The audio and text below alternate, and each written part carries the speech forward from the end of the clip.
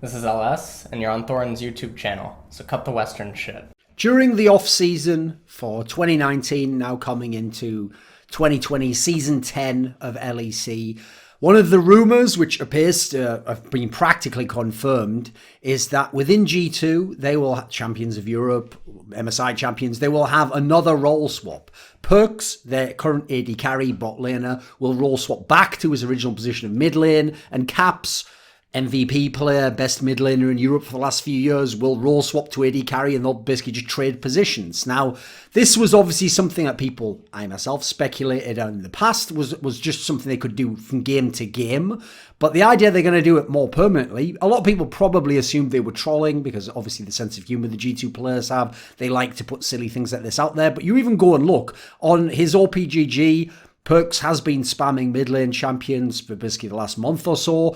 Now, technically, as far as I could tell, Caps hasn't actually played on his official accounts for a few months, but even then, towards the end, he was playing AD carry champions and he was playing in the bot lane, so it all lines up. It's a pretty elaborate troll if they've gone all this effort to still just play the normal roles. So, Perkz, the reason this title is Perkz is LEC's Tom Sawyers, because listen, as an individual player, the star of G2, Perkz, is one of the most successful Western players in history. He's a 6-time LCS/LEC champion, he's an MSI champion and has twice been a finalist, he's a Worlds finalist and has twice been a semi-finalist at Worlds. He basically has the best resume of any Western player in history. But he is not such a great player and such a successful player purely by virtue of his own individual efforts. Not just what he does in the server as Perkz and as at the time a mid laner or as an AD carry that has made him so incredibly successful, in my opinion. That ability level alone could have accomplished a number of those things, but to have the same level of success, he needed the right team around him, needed the right teammates and pieces to be rotated in and out of the lineup so they didn't just rise and then fall off. To achieve a certain level of international success, you need the right coach, you need the right teammates around you, need the right style that you can play. Look at the most recent G2 lineup. How many teams could even play that style? Never mind have players as good. How could many teams could play that style? You need a very specific type of player, not even just level of player. So one of the reasons I think why Perkz has been so incredibly successful is he is incredibly influential beyond any player I've ever seen. I think probably ever. I think maybe the closest I could come is maybe Faker and how he's revolutionised both how the jungle role was played and how he played in terms of like a pressure vacuum. But even then, I think a lot of why people joined Faker's teams was also to do with the org and the money they had and the success they had. I don't know that it was always him directly attracting people, but certainly you could make the contrast there. If you want to go Western players, you probably have to say Xpeke, right? Xpeke had an unbelievable ability to attract talent to want to play with him, but even then, he wasn't doing some of the things that Perkz was doing in this sense. So the reason why I used the title like Tom Sawyer is, if you know the reference, The Adventures of Tom Sawyer by the legendary writer Mark Twain contains a pretty infamous story where, as a punishment, Tom Sawyer, I think it's his aunt or something, tells him he has to whitewash, he has to paint a fence white. And so what he does is he gets all the kids in the neighborhood who are passing by, using basic reverse psychology, pretending it's really awesome to paint this fence and it's like a joy to do it. And like, you know, he wouldn't let them just do it for free and join in. He tricks them into not only wanting to do it for him, but actually trade him stuff in exchange for being allowed to do his chores, which he can then go and trade for stuff that he wants. So it's like some next level shenanigans, basically. And now, listen, I'm only taking this metaphor so far, but on some level, I think that is actually a decent explanation of the kind of influence that Perkz has had, because he has managed to repeatedly convince other great players and people who could have been his rivals and beaten him and denied him success and who he needed on his side to help him. In doing so, thinking that they're primarily just helping themselves, but it's actually Perkz they've made more of a legend and more of a success than any of those individual players or figures in his career have ever been. So he wins his rookie split coming into Europe in Season 6. Okay, that's actually not that crazy. It's not that big a deal, quite frankly, in as much as it was a fairly weak split if you look at some of the teams, how incomplete and how flawed some of them were. But okay, big time deal with some of the players he won it with. It was very impressive on him as an individual. So then what happens after that? After winning that split, he gets Mithy and Sven, the best bot lane in Europe, best in the West as they were called at the time, who've just come off coming semi-finals at Worlds and have even played him in the final of this recent LCS split. Remember, it's called LCS back then. He gets them to join him And as a result, he wins the next split, goes back to back. He actually wins 3 more championships in a row. And what does he get from that? Well, he gets the best spot Western bot lane, which could have been a real threat to the bot lane he had at the time. It was much better in my opinion. And also, he gets shot calling elements with Mithy. So now, as himself, is still in his rookie year. He doesn't have to do all of that himself. He has a Korean jungler, obviously. So there's issues right there with communication. He gets all these benefits out there. And quite frankly, if you go and look at that last championship they got with Mithy and Sven, the one in Season 7 summer, they were really pushing the boat out on that one. Like, that was the one that, quite frankly, on paper, they shouldn't have or didn't deserve to win, all super loaded terms, obviously. But you know what? They still got it done. They had the clutch factor. They showed up in the playoffs. They had the shot calling elements. Like that Splice series where they played it in the round of 6. There's many worlds in which they just lose that. And as a result, we're looking at a very different potential future. And even maybe even in terms of what would have happened at Worlds with what their seed would have been. So, okay, he gets Smithy and Sven. They join in, win them a few championships. They leave. They go off to bigger things, better things. In theory, everyone's leaving him. And now he's stuck. He's going to have to hard carry again, right? Gets Jankos to join him.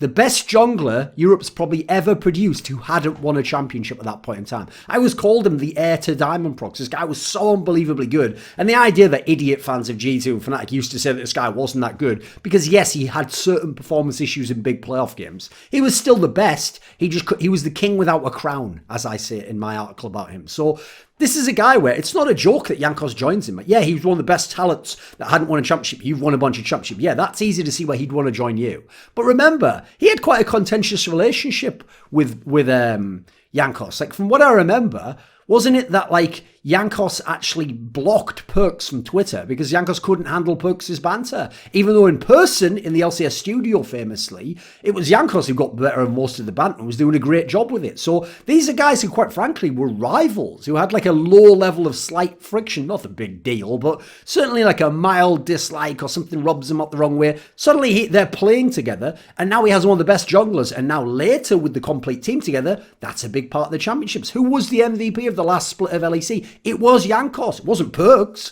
Then, who does he get as his top laner for Season 8? He gets Wonder, right? A guy who now has shown himself to be one of the most versatile tops we've ever seen in Europe, and arguably the best and top laner for the last like 2 or 3 years. Certainly, you could say Kabashard made a case for it at one point in time. So, who did he join from? The same Splice, which basically in many other universes, in my opinion, would have beaten that G2 team. In which case, does he join? Would that even be a team he'd want to join? Does it have the psychological effect that he beat them? So you think, I better join them if I want to have my success. Now, they weren't champions in Season 8, Perkz and G2, but they were finalists at LEC, and they made top 4 at Worlds, and they did a whole lot of big-time things that beat RNG, the team that was the big favourite to win the championship. So they come to Season 9... Oh, what's that? Caps joins the team. That is still to this day unthinkable. The guy had just won 2 LCS championships in a row, had just made the final of Worlds, and had even been considered a team that could finally win Worlds. He was considered the best Western player. He was basically the MVP of the fucking league. He was the most valuable, like the most important Western player, except for some of the factors with Perkz that we're talking about now, that you could nail down. He's the player you'd want to be the face of your franchise. And that if you're someone like Fnatic, you would do anything and pay any price to keep. Except would they, if you actually look into how they dealt with it. But we'll leave that by the by for now. So he gets basically his main rival, the only player people actually think is better than him at his role in the West, to join his team.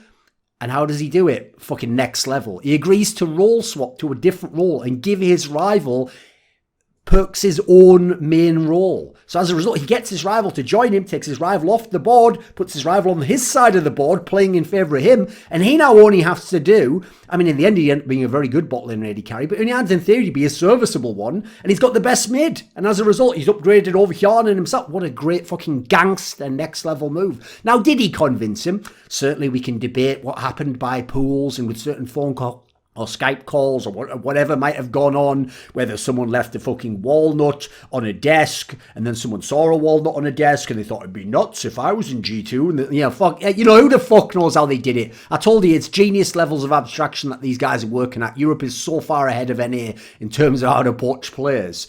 So then, what does he do when he role swaps to AD carry? Because I tell you what, I was very skeptical. I thought people are going to eat this guy alive. People like Upset should be just literally like, people like Patrick should be going, oh, come on, baby, come over to my role. I'll fuck you up. I'll play this role for a living. But wait a minute.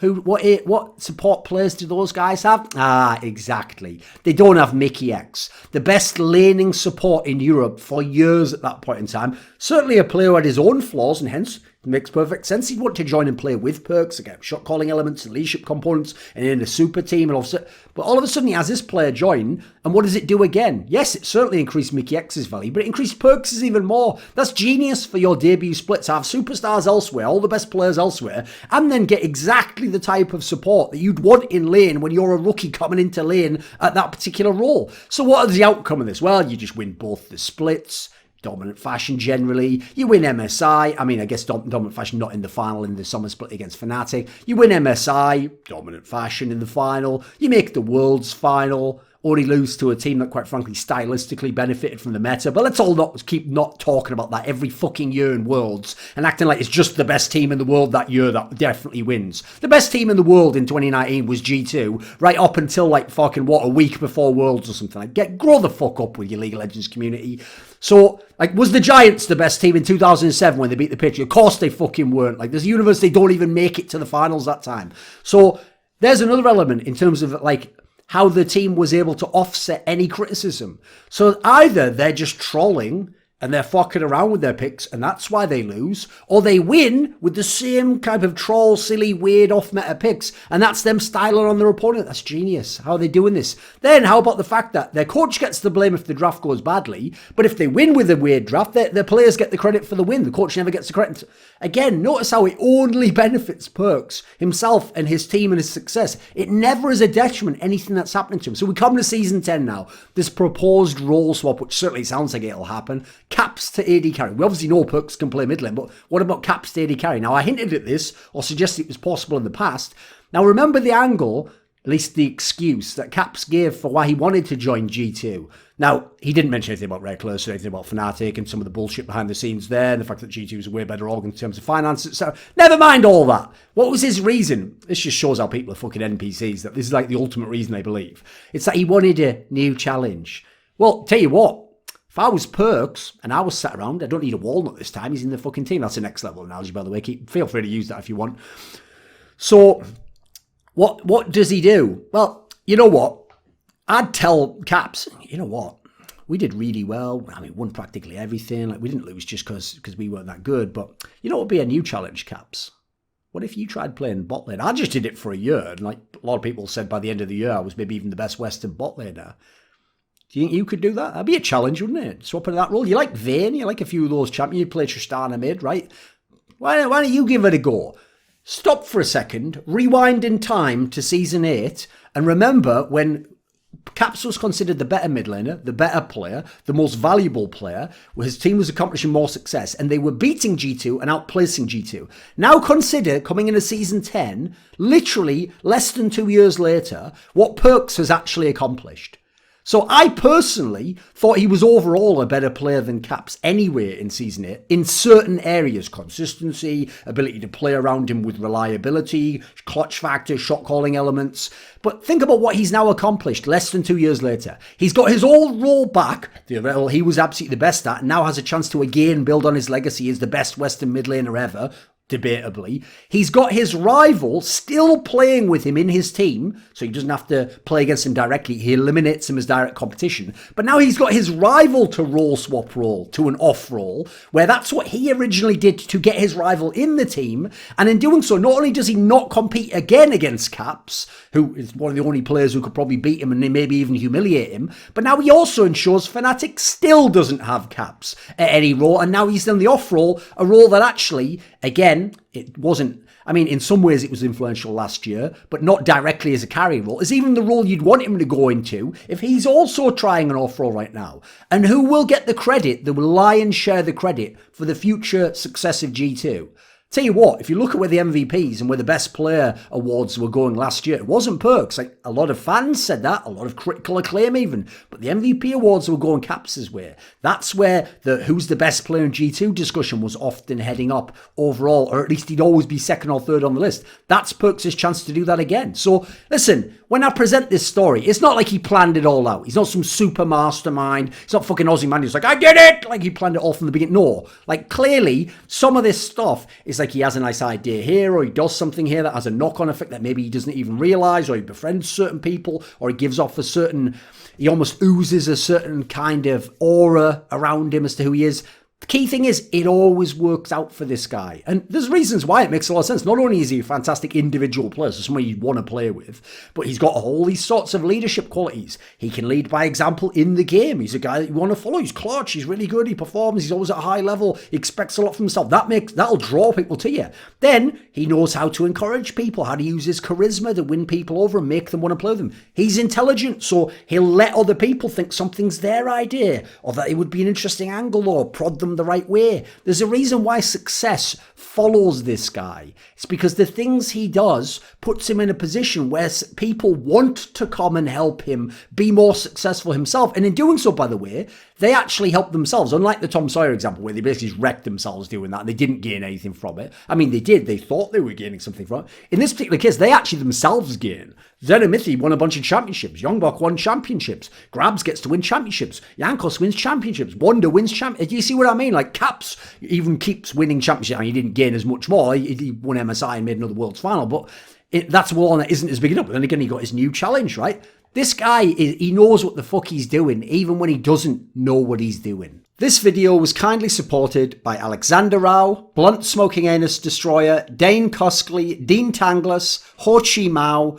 JDubs, NateDOhDoubleG, Peter the Feeder, Tobias Bernasconi, and a special thanks goes out to Jerky's Minion and Mohammed, Alabdul, Razzaq. Do you want to suggest a topic or a guest for my content? Maybe you'd like to ask me a question in my monthly Patreon AMA. Would you like teasers on upcoming content that I'm doing? Maybe you want to take part in a discussion directly with me? Well, if so, then put your money where your mouth is and join the Scrilluminati today at the Patreon link in the description below.